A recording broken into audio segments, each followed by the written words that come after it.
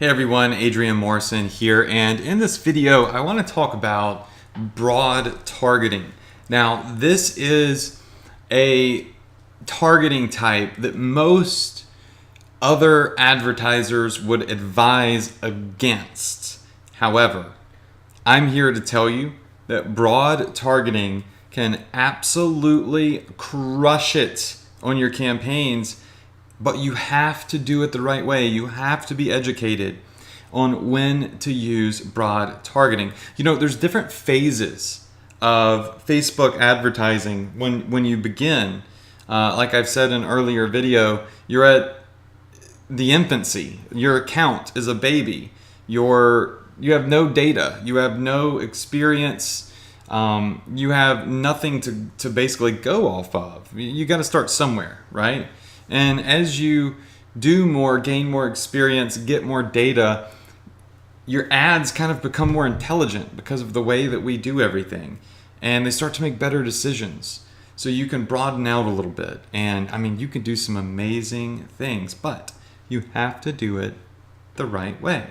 So as you know, there are different targeting types when using Facebook ads. So four of the main things that we go over are precise targeting, broad targeting, lookalike targeting, and no targeting at all, which we'll talk about later.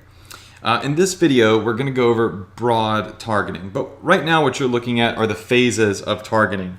Typically, if you're new and you have no data built up, you have you don't have a mature Facebook pixel, just everything's brand new. Precise targeting is usually the way to go. But eventually, you can get to broad targeting and it can just absolutely kill it. So I'm going to tell you when you should use broad targeting, why you should use broad targeting, and I'm going to show you an example of a broad targeting campaign split tested toward a precise targeting campaign. So right now, you already should have been through the precise targeting module. So you should already know what precise targeting is at this point. If not, you should go back and watch that video. What we're going to do now is go over some points about broad targeting.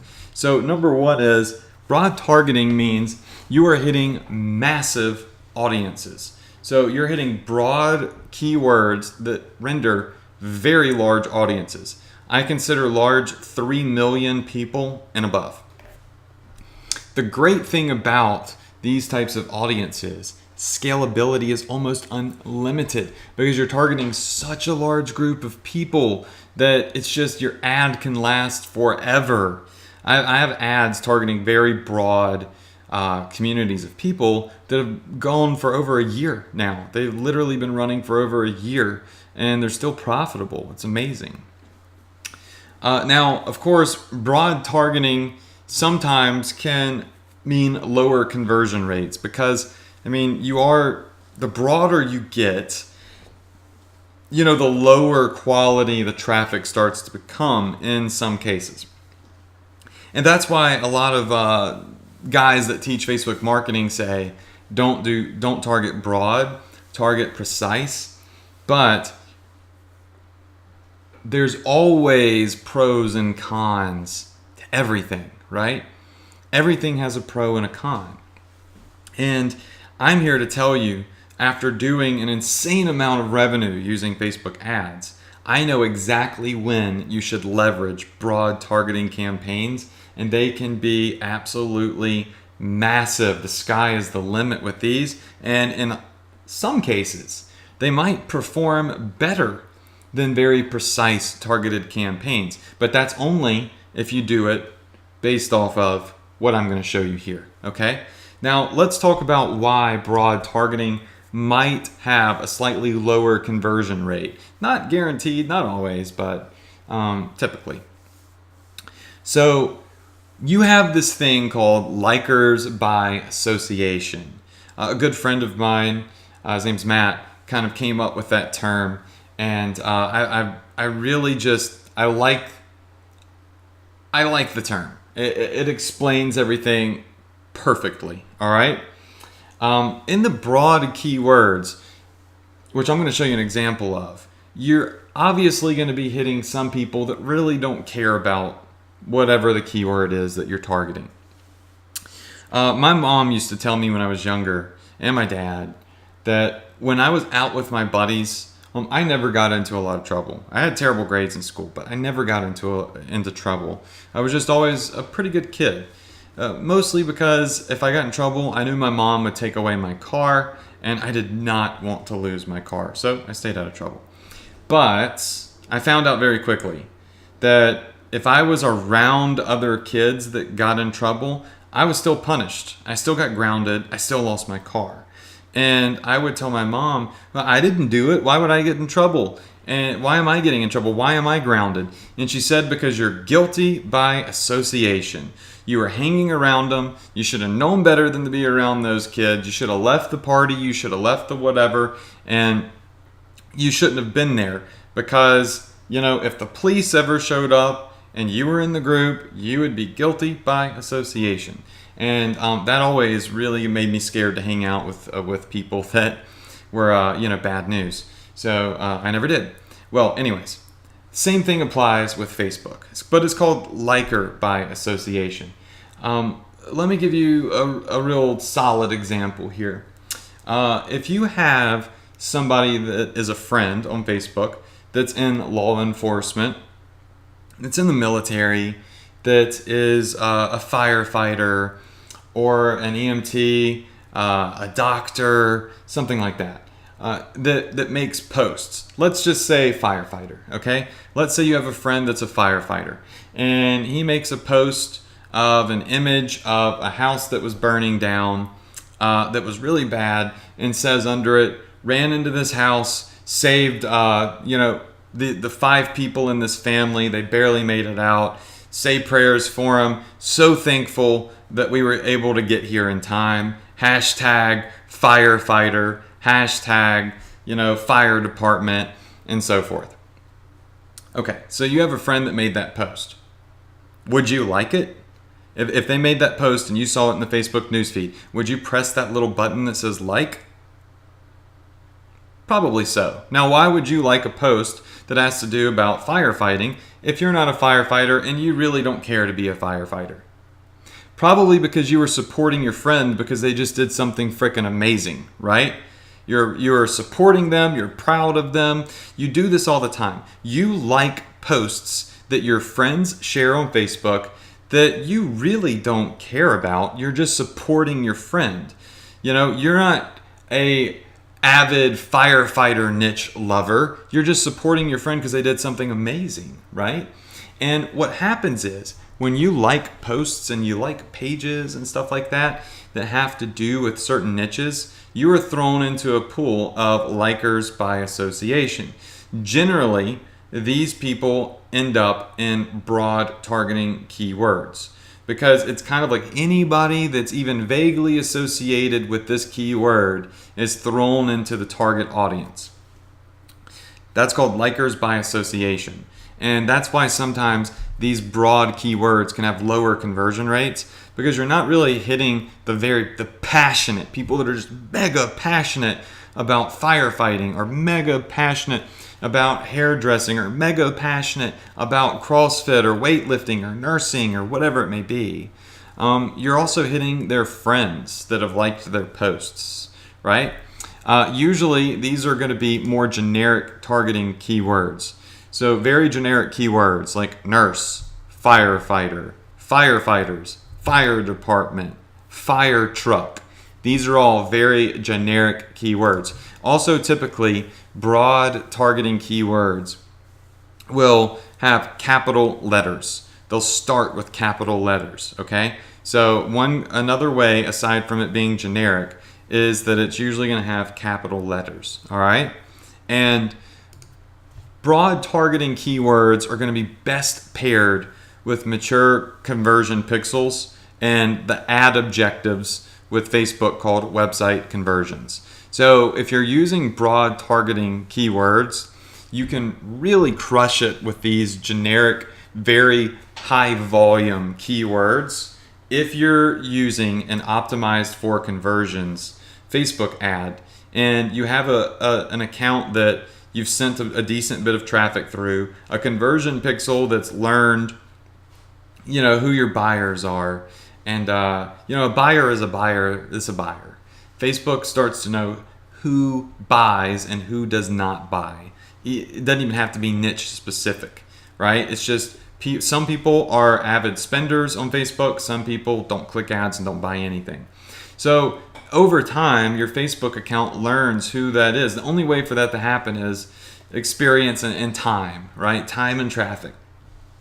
But if you've gotten to this point, to this phase, Facebook will really crush it if you use broad keywords. You can get massive volume, massive scalability, long-term campaigns. I mean, I'm talking about long-term campaigns, but it really is best paired with a mature conversion, website conversion ad. Now, an example of a broad targeted keyword would be Yorkshire Terrier, okay? So an example of a broad targeting keyword is Yorkshire Terrier. So here we are in Facebook. This is just a quick little screenshot. And you can see here we've typed in Yorkshire Terrier. Facebook brings up a couple of keywords: mini Yorkshire Terrier, knick-knack Yorkshire Terriers, Terrier Yorkshire, Yorkshire Terrier Europe, and Yorkshire Terriers. But you'll notice just the generic term for a Yorkie, Yorkshire Terrier, has 3.4 million people associated with it. So that means 3.4 million people on Facebook, in one way or another, are associated with liking something to do with Yorkshire Terriers. Now that is a large audience. And by the way, this is just targeted in the United States, okay? It's targeted in the United States, but 3.4 million, 3.4 million people, okay? Now, you've got all of these people out there, all of these so-called gurus that say don't use broad keywords. They suck. They're not going to give you good conversion rates, and they're going to cost you money. Only do the broad, precise, very, very, very bullseye targeted keywords if you want to make money. Well, it's true that precise targeting crushes it, but there are some cases. If you are using website conversion ads and you're leveraging the intellect of Facebook, like I teach you how to in this course, where broad keywords will do better. They'll crush everything else. I'm going to prove it to you right now. Check this out. Here's a screenshot of a campaign where I split tested broad targeting keywords versus precise targeting. So you'll see on the left where the little green arrow is. I label all of my split tests broad versus precise. And the broad campaign, my average cost per conversion, it's in the green here, in the green box, was $5.25. Okay? That means the average amount of money I spend on Facebook before I generate a sale from this ad campaign is $5.25. The lower your cost per conversion is, the better. If you can have a cost per conversion of like a penny, I mean, I've never seen that before, but I've had it down to like 30 cents. Anyways, you're killing it. That means that you're getting a lot of conversions for a little bit of money. All right, I've spent on that campaign, on the broad keyword campaign, $2,382 over the lifetime of this campaign.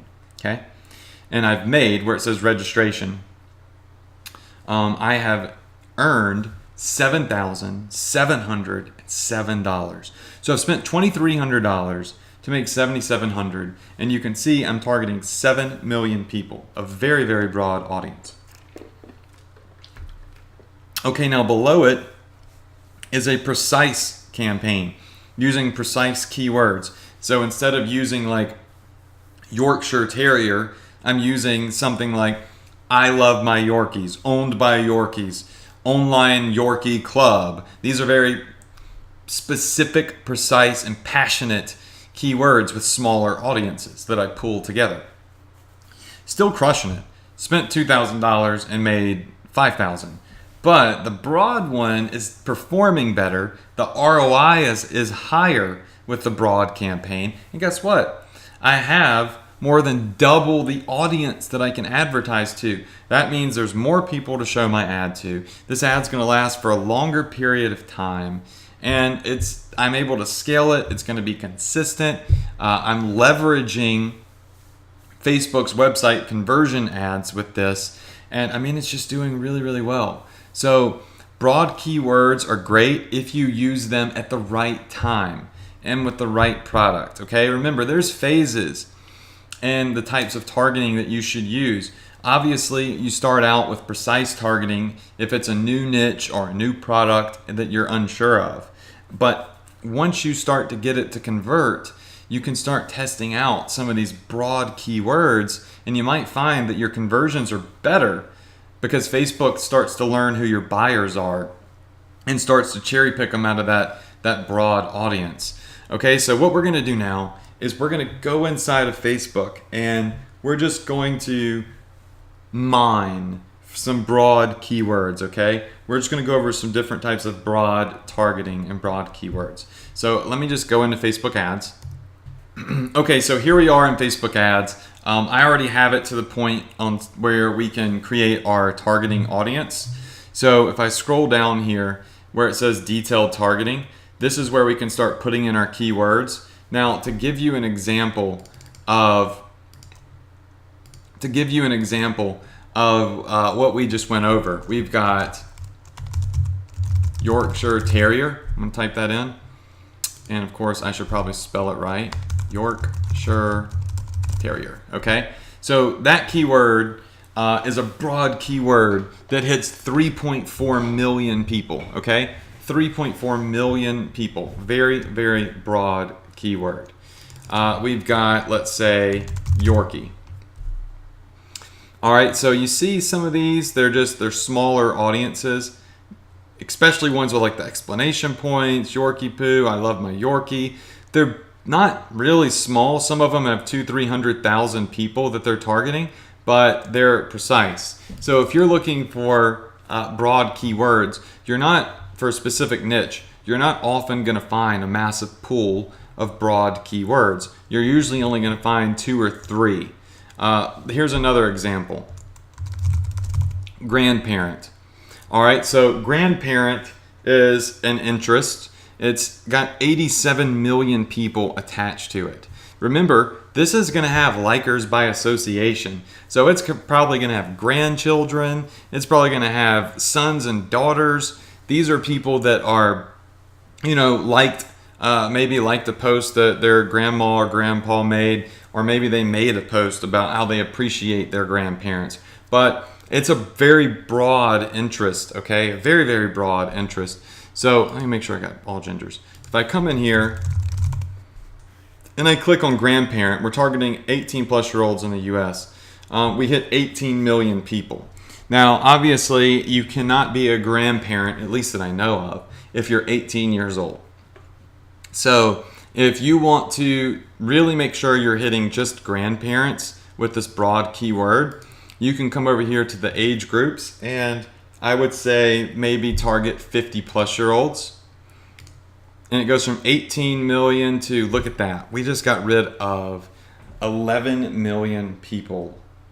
11 million people that said that were associated with grandparents. That's why with these broad keywords, you've got to be careful. And you can oftentimes use gender and age group to help, more precisely target them. But look, now we're left with 7.2 million people that are associated with the keyword grandparent. So they're not all going to be grandparents. Just because you're 50 years old does not mean, by any means, mean that you are a grandparent. But we're targeting a very broad keyword, and we've used the age options to help us kind of leverage that as much as we possibly can. But we also could come in here and look at the other keywords. Look, grandparents, that's a demographic, it's not an interest. But grandparenting, I love being a grandparent, grandparents.com, grandparents cooking. So these are all more precise keywords. National Grandparents Day, very precise keyword. So you got to start, looking through these, and you'll find the most generic ones, like I said in the slideshow, are your broad keywords.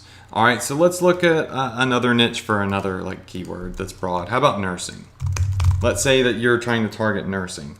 There's a lot of stuff for nursing, but you'll notice that you've got fields of study, jobs, employers, schools. Okay, keywords are interests. I call them keywords. Facebook calls them interests. Look at this, 81 million people associated with nursing. That's huge. It's massive. This can work very, very well though. If you're targeting nurses, and both men and women are nurses, so it doesn't really matter what type of targeting, if you do both or not. But we got 19 million people in the US that are 18 plus years old that are interested in nursing. That's a huge audience. You can go to men, and you've got, let's see, 3 million people, and you can go to women, and it breaks it down to 15 million, or both altogether, 19 million. Okay, so broad audiences, they're going to be these generic keywords. You can go even as generic as dogs. 325 million, 325 million people, 54 million of which are in the US. So very broad, very, very broad. Now you can use some of these other options down here to kind of create more detailed targeting. So like more categories, behaviors, and you can kind of bundle different things together. So you can kind of look through these and see if anything fits the bill. So for instance, if you're doing broad targeting on a broad keyword like dogs, but you want to try to narrow it down as best you can come down here to like say behaviors, charitable donations. You could target animal welfare organizations, people that have donated to animal welfare type organizations. Let's see what else we can do here. Because with broad targeting, you can still get pretty broad, but you can also add in some of these types of products. Actually, as a matter of fact, you would want to do narrow audience, and it would say must also at least match one of these following things. This is called intersecting. I'm getting a little ahead, but I'm going to show you. It's pretty cool. You could go to, where was it? Behaviors, charitable donations, animal welfare. Watch what this does. It drops it down to 3 million people. Still a very broad audience, but this means that they are associated with liking dogs, and they're also associated with animal welfare. They're associated with both of these. So this is huge when you're using broad targeting, because it can help you kind of narrow down the broad audience. Now we've also got, I think there's a couple of other things in here actually that you can use for animals. Look, pet products. So if you're just doing dogs, you could say dog food, dog owners, dog products, and now we've taken it up to 11 million people, right? So what we're doing is we are intersecting interests, these are keywords, with behaviors. And we've got ourselves a very broad campaign, but also a very targeted campaign. And you pair this with the power of a mature Facebook pixel and a website conversion ad, which is an ad that's optimized for website conversions. I mean, you can kill it.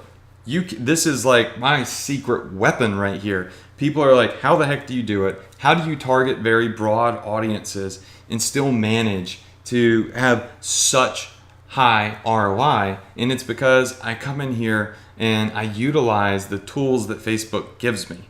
I let Facebook search for, I let them optimize for conversions for me. And the rest is just me point and click, point and click. And I let Facebook do all the hard work. I just have to use my brain a little bit. So I bet right now, if you're watching this, you're like, oh my gosh, this is freaking crazy. That's a good thing. All right. You don't know what it is that you don't know. This is very simple. It's using tools that Facebook gives everybody. And, it's a very broad audience, but it's also very targeted. A very broad yet very targeted audience. You are going to have still likers by association in here.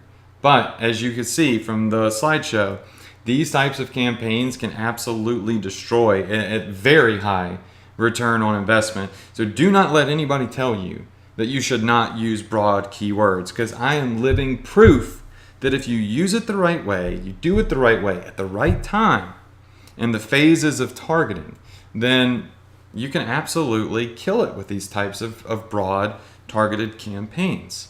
All right, and once again, remember, you can also come up here and toggle the age groups and the genders and narrow it down a little bit, and you can split test with those. So I hope you learned a lot in this campaign about broad targeting.